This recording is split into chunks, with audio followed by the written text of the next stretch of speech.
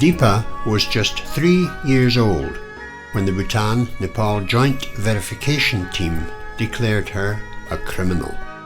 Today she is studying in grade 1 in the Kudunabari refugee camp in eastern Nepal. Like Deepa, there are, in the camps, several thousand children whose parents and grandparents were forcibly exiled from Bhutan.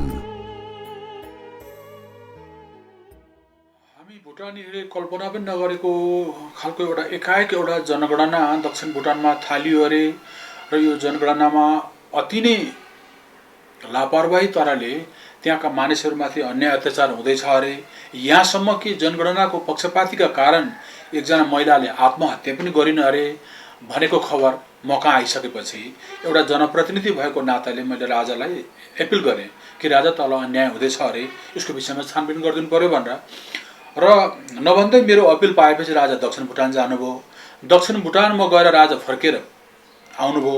अन्त राजा दक्षिण भुटान गएको चाहिँ छानबिनको लागि गएको भन्ने थियो, तर मैले चाल पाइनँ। आएर एकाएक मलाई एरेस्ट गर्नुभयो। एरेस्ट गरेर मलाई जेलमा राखेर कसैलाई भेट्न पनि दिनु भएन। त्यसपछि जेलबाट मलाई गृह मन्त्रालयमा बोलाएर एउटा अकर्नामा लियो कि म आजीवन 3 जना भन्दा बढी मान्छेसँग भेट्दिनँ र भेटेको खण्डमा म जीवनभर भुटानी जेलको कारावासको सजाय भोग्छु भनेर चाहिँ म माथि एउटा अकर्नामा लियो। त्यसपछि फेरि के भन्यो भने 24 घण्टामा तिमीले अब राजधानी छोड्नुपर्छ, तिमी राजधानी बस्न पाउँदैनौ न। As ordered, Rizal left Thimphu and went to his hometown, Gelefu. गेलेफुमा पनि म जहाँ गएर बस्न खोजेँ त्यहाँ निरन्तर मेरा पछि मान्छे लगाइएको। यस्तो भयो कि कुनै टाइममा म एरेस्ट हुने, कुनै टाइममा म मारिने शङ्का भएको हुनाले गर्दाखेरि चाहिँ म त्यहाँबाट बाध्यतावश भुटानबाट म बाहिरिन बाध्य भएँ। In exile, Rizal, along with his colleagues, launched the People's Forum for Human Rights. Soon, the government began to arrest the members of the People's Forum inside Bhutan. On 3rd November 1989, I was arrested from Chuka district and taken to Thimphu. The following day, I was taken to Samchi to be interrogated by the Royal Investigation Commission. I was again sent back to Thimphu and detained until February 1990. During the time, several PFHR members were arrested. They were mostly college students, teachers, intellectuals, and local leaders. Man Bahadur Chetri, a student of the National Institute of Education in Samchi, was arrested and tortured to death. From the same institute, JOGEN Gazmere, head of the botany department, was arrested by the chief of the Royal Bhutan Police, taken to Thimphu, tortured and imprisoned. Next, the King of Bhutan requested the King of Nepal to arrest and extradite Rizal and other activists living underground in Nepal. On 16th of November 1989, Rizal, Jogen and Sushil were arrested by the Nepal police in Birtamod, taken to Kathmandu and extradited to Bhutan on a chartered aircraft. After Mr. Rizal's extradition, I was elected to lead PFHR as Vice Chairman. Since the situation in Nepal was not safe for us, I, along with my other executive members, left for India and we based ourselves in Garganda in India. On 6th February 1990, a 7-point memorandum was sent to the King of Bhutan. When we did not get his response, a reminder letter was sent on 27th of March 1990. When the king repeatedly ignored the appeals sent by the People's Forum, R.K. Budatoki established the Bhutan People's Party and launched the democracy movement in Bhutan. The king, resisting change, imposed army rule, leading to blatant human rights violations in the country.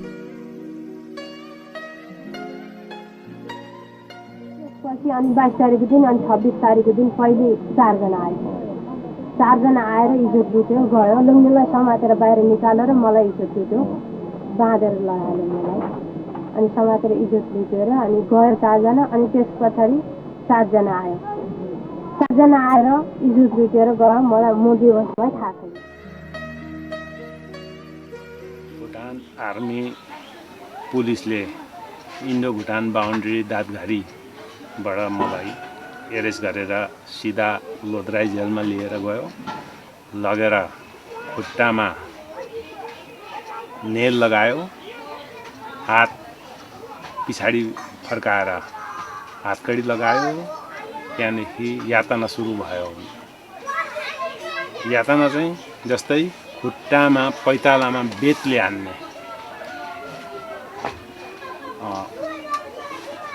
हान्ने त्यहाँबाट यहाँ चेपुवा लगाएर त्यतिकै नभएर मान्छे चढेर त्यसलाई अझ खुट्टा चुँगेला जस्तो गरेर उफ्रिने त्यहाँबाट नलीखुट्टामाथि मुढा राखेर मान्छे चढेर पेल्ने जस्तो विभिन्न किसिमको यातना दियो जसको नाइके चाहिँ पुलिसको मेजर डासु किप्चु आर्मीको मेजर डासु सोनाम छिरिङ पुलिसकै मेजर उगे सोनाम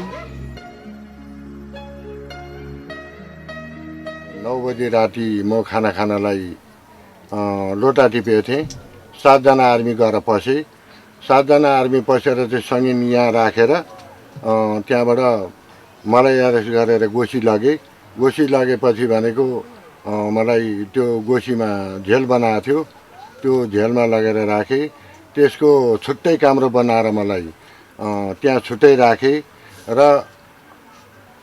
त्यसको पछाडि तेरो बाबुलाई जसरी गोसीको धर्मराज मण्डल मारियो छ त्यसरी नै तेरो बाबु त्यस्तै हुन्छ र देश छोड्ने फारम भराउनुपर्छ र मात्रै तेरो बाबु निक्लिन्छ भनेर मेरो परिवारलाई फारम भराइयो त्यस पछाडि म जेलबाट मुक्त भएँ त्यहाँदेखि पछाडि बुलुक खिबेसा बुलुकका 370 घर जनता थिए ती जनताहरूलाई पनि त्यसरी नै देशबाट फर्म भराएर निकालियो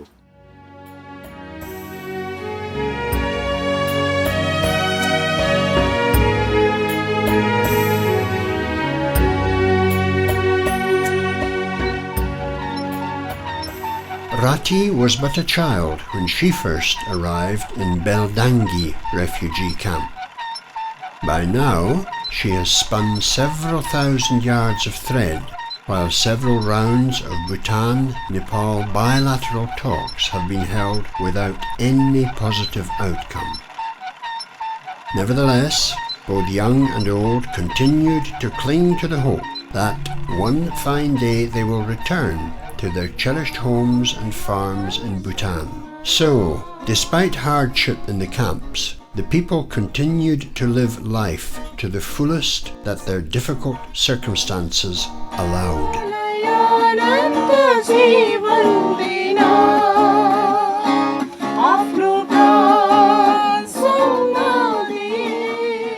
Deprived of land and property, many started to learn new skills for earning.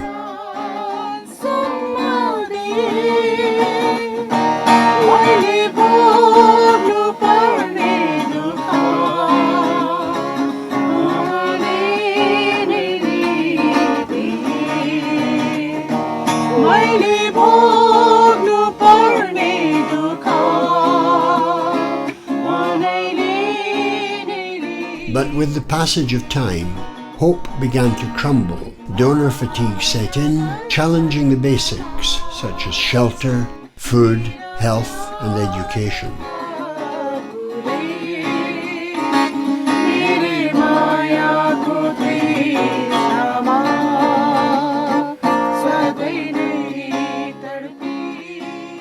with the background of this deteriorating camp situation, the camp inmates and activists launched an appeal movement. On 7th September 1995, Appeal Movement Coordinating Council was established to work for the restoration of human rights and early repatriation of Bhutanese refugees. In the first phase, we sent a written appeal to the King of Bhutan and launched international campaign. We received very encouraging response from several governments. When the first phase lapsed, we started the peace march to Bhutan. During the time, we received a tremendous support from the people of Nepal, people of India, diplomatic missions, and our international supporters. However, when the peace march entered Bhutan, the royal government of Bhutan mobilized its army and crushed the appeal movement. Concerned at the plight of the refugees, the European Parliament adopted a resolution calling on the government of Bhutan to make practical preparation for the return of refugees and to safeguard the rights of minorities in its territory. In exile, under the chairmanship of Rongtong Könli Dorji, the United Front for Democracy in Bhutan was established. The king, instead of addressing the political crisis, started to devise methods of suppressing the movement. He then requested the government of India to extradite Rongtong, who was, at that time, in New Delhi. Rongtong was arrested and detained in Tihar jail. Under city bail, Rongtong continues to remain confined in New Delhi, the capital of India. In the absence of Rongtong, Tinli Penjor was elected as the acting chairman of the United Front for Democracy. Meanwhile, religious persecution heightened in eastern Bhutan.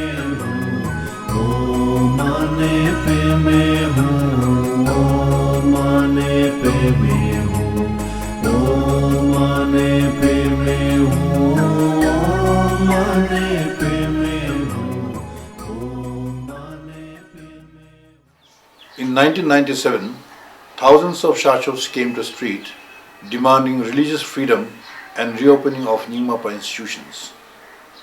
But the government violently repressed the movement. Gomchen Karma, a Nyingmapa monk, was shot and killed by Zondal Hakpa Dorji. And Khenpo Thinle Weser, chief abbot of one of the institutions, was arrested, tortured and imprisoned. Soon, the exodus of Nyingmapa monks and their families from eastern Bhutan started, with them ending up in Nepal. Each passing day, the political and refugee problems are getting more and more complex, and the bilateral dialogue remains deadlocked.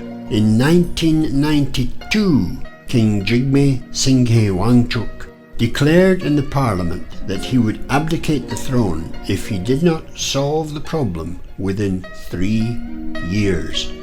Nonetheless, he continued to rule far beyond the 3-year deadline without solving the problem, and only on 15th December 2006 did he abdicate, handing over his responsibilities to his son. Sonam Dema in Thimphu believes that, and I quote, Bhutan will see unparalleled changes in all spheres of life, with a young king and a fast-growing educated population replacing the old. Similarly, Dr. Dhakal is optimistic. Our country is facing political problem as well as the humanitarian refugee problem, and he has made statement in the academia that he is very determined to solve it, and during his tenure we would like to see the country progress in overall development and solving the problem once for all. However, the way in which the new King's Minister has made a public statement in regard to the political and refugee problems, the signals are not very positive. The statement given by the Foreign Minister of Bhutan, Khan Wangchuk, is very obnoxious, labeling the peaceful democratic movement and human rights movement as a radical and terrorist movement. Government of Bhutan is trying to hide all wrongdoings. If the government of Bhutan continues its stubborn position, it may lead the nation to disastrous consequences. Still, no one knows how the new king plans to address the ongoing political and refugee problems. In Thimphu, he is actively seen talking to children, sharing his vision. In stark contrast, the children in the camps in Nepal, weary of their abnormal lifestyle, are yearning to be rescued urgently.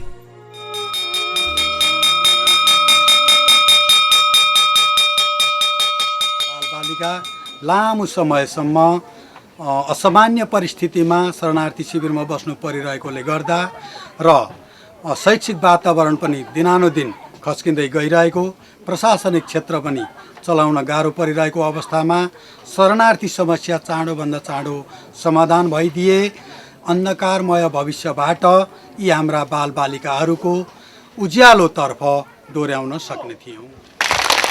3, 4, 5, 6, 7, 8. The uncertain future and not finding a solution in spite of the many years has really depressed them, and the frustration is very high. The earlier that we find a solution for the Bhutanese refugees living in the camps, better will be the future of this youth, and definitely this youth will be able to use their energy for the constructive purpose rather than for destructive purposes. The current crisis in Bhutan began in 1988, and now, as 2008 approaches, there is still no solution in sight. Due to the prolongation of this problem, revolutionary ideas began to enter the minds of exiled youths, resulting in the formation of a Communist Party of Bhutan. 5 years have passed, and it has expanded significantly, forming several frontal organizations. Bhutan गणतन्त्रिक युवा सङ्घ स्थापना 17 मार्च 2006 मा भएको हो। Yes Bhutan गणतन्त्रिक युवा सङ्घ मार्क्सवाद, लेनिनवाद, माओवादको सिद्धान्तलाई आत्मसात गरेर अगाडि बढ्नेछ र पुरानो सडै गलेको राज्य सत्तालाई ध्वंस गर्नको निम्ति र नयाँ जनवादी गणतन्त्र स्थापना गर्नको निम्ति नै यस सङ्घको जन्म भएको हो। हाम्रो संगठन जनयुद्धकारी नभई जन आन्दोलनकारी खुल्ला संगठन हो तापनि जनसत्ता प्राप्तिको लागि सञ्चालन गरिने महान जनयुद्धलाई बचाउनका लागि जनमत जुटाउने र आवश्यक जनशक्ति जुटाउने काम हाम्रो संगठनले गर्दै आएको छ। Activities have already been launched outside and inside Bhutan, which are clearly against the interests of the monarchy. The monarchy in Bhutan has always been apprehensive of two institutions, namely theocracy and democracy. Until 16th December 1907, Bhutan was a theocracy ruled by the incarnations of the revered Lama called Shabdrung. But with the blessing of the British, JOGEN Wangchuk the governor of Tongsa province, established the monarchy in Bhutan on 17th December 1907. On 12th November 1931, the 6th Shabdrung was assassinated when he attempted to revive his traditional authority. His subsequent incarnations were subjected to a similar fate. Babu Karchung was assigned by the central government to assassinate 8 Shabdrung in 1953.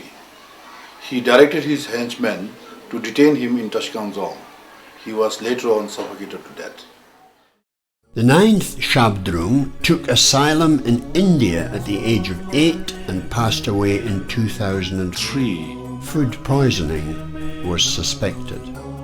On 2nd November 2003, the 10th Shabdrung was born in Tashiyangtse in Bhutan and brought to Buddha Gaya in India. The 10th Shabdrung was recognized and confirmed by 17 Karmapa.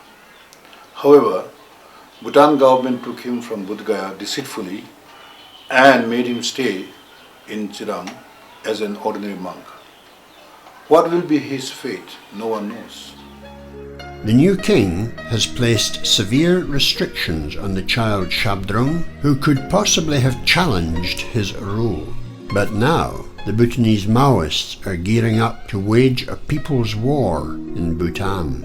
सन् 2001 को 7 नोभेम्बरका दिन भुटानभित्र हाम्रो गौरवशाली party Bhutan communist party मार्क्सवादी लेनिनवादी माओवादीको स्थापना भएको हो। हालसम्म आउँदा महासचिव कमरेड विकल्पको सर्वोच्च कमान्डरसिपमा स्थापित सैन्य आयोगको सक्रियतामा सयौंको संख्यामा स्वयंसेवक दल स्थापित भएर गाउँहरूमा परिचालित छन्।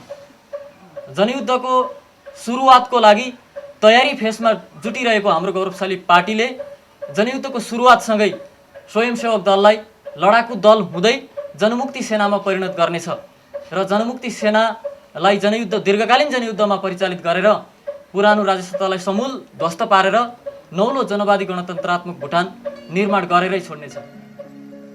In Nepal too, a handful of Maoists launched People's War 13 years ago. During this conflict, tens of thousands have been internally displaced, over 1,000 have disappeared, and more than 13,000 have been killed.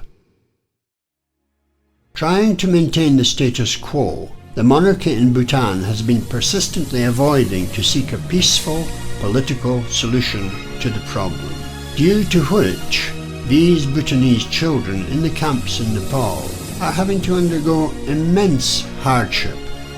After 20 years of ordeal and anguish in exile, the youths, under the banner of the Communist Party of Bhutan, have resolved to take up arms and wage a people's war in Bhutan. Like his father, will the new king keep on procrastinating and allowing the pointless sacrifice and killings of scores of Bhutanese, or will he take some positive action? For this, Deepa and her friends will still have to wait and watch from their twilight existence in the camps.